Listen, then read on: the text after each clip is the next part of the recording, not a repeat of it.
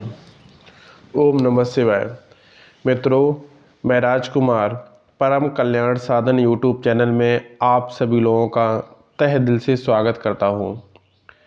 मित्रों, चर्चा को आगे बढ़ाने से पहले मैं अपने गुरुदेव आचार्य चंद्र प्रकाश जी को सहृदय नमन करता हूं एवं उनके चरणों में कोटि कोटि प्रणाम करता हूं। मित्रों, एक कमेंट आया था जिसमें लिखा हुआ था, क्या हम शिवलिंग पर चढ़ा हुआ प्रसाद भोग के रूप में ले सकते हैं क्या? बिल्कुल ले सकते हैं। ये उससे कोई आपका अन्याय आपके साथ नहीं होने वाला है, आपके साथ बुरा नहीं होने वाला है। भोग के रूप में आप प्रसाद जरूर ले सकते हैं। इसके पीछे हम आपको एक कहानी के तौर पर बताते हैं। शिवलिंग पर चढ़ा हुआ भोग एक व्यक्ति ने लिया था। ये महाशिव पुराण में कथा में वर्णित है, कथा के रूप में बताया गया है। वो हम आपको कथा सुनाते हैं। महाशिव पुराण की कथा है। एक चोर था, चोरी करता था, इधर उधर चोरी करके अपना पेट भरता था। एक दिन क्या हुआ, उसे कहीं कुछ नहीं मिला। तब वो गया, एक उसे मंदिर दिखा।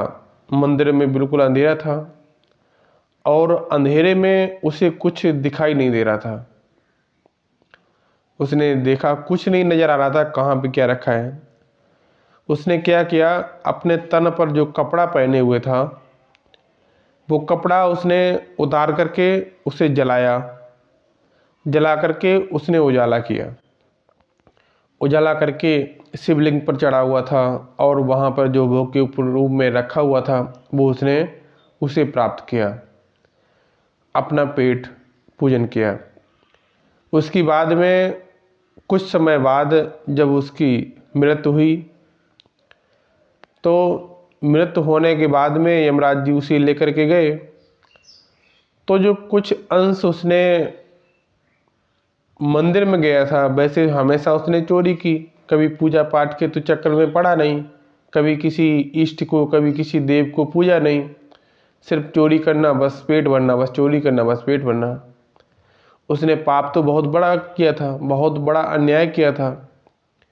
तो उसे यमराज जी लेकर के गए कि इसे तो नर्क तो मिलना ही मिलना है। तो फिर क्या हुआ, फिर उसे वहाँ पर ले जाया गया। तो उसमें उसके जो उसने जीवन यापन पृथ्वी पर किया था उसमें कुछ अंश, मतलब एक पल भर के लिए वो गया मंदिर में। तो उसी के जो उसने पुण्य किया, एक क्षण भर का पुण्य, उसी के लिए उसे महादेव के पास ले जाया गया। क्योंकि वो महादेव के पास, महादेव के मंदिर गया था, वहाँ उसे ले जाया गया।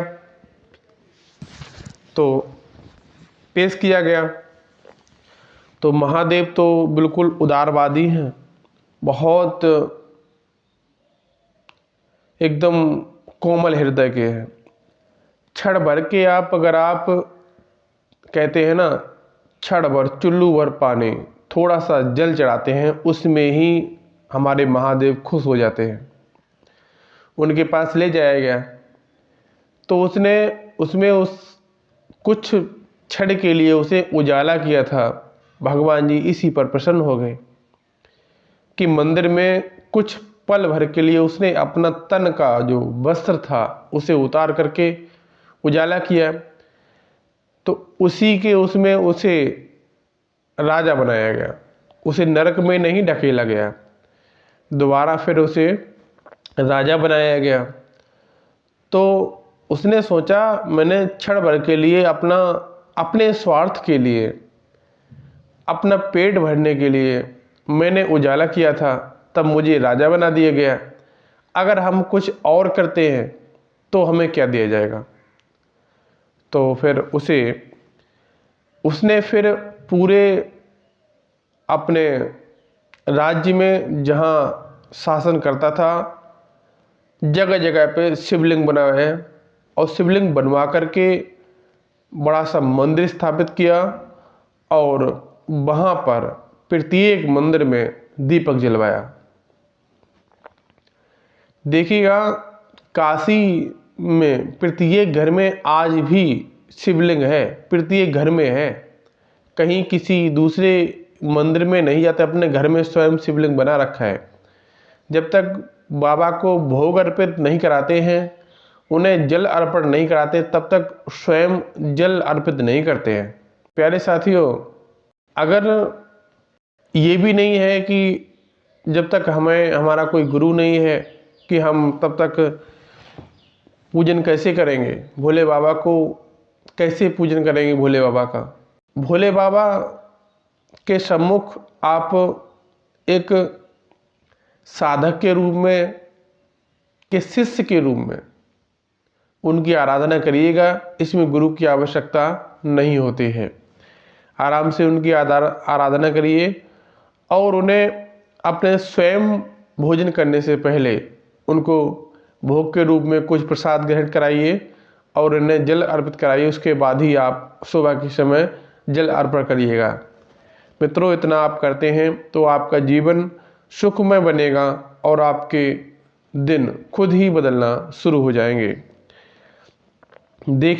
आप उन्हें भोग के रूप में शिवलिंग पर अर्पण कराइए, उसके बाद में उसे आप स्वयं ग्रहण करिए, फिर देखिएगा क्या बदलता है। एक आपको कहानी बताई है जो मैंने, एक चोर ने उजाला किया तो उसे क्या बना दिया। आप ऐसे ही समझ जाइएगा, भोले बाबा बहुत उदारवादी हैं। ओम नमः शिवाय, ओम नमः शिवाय।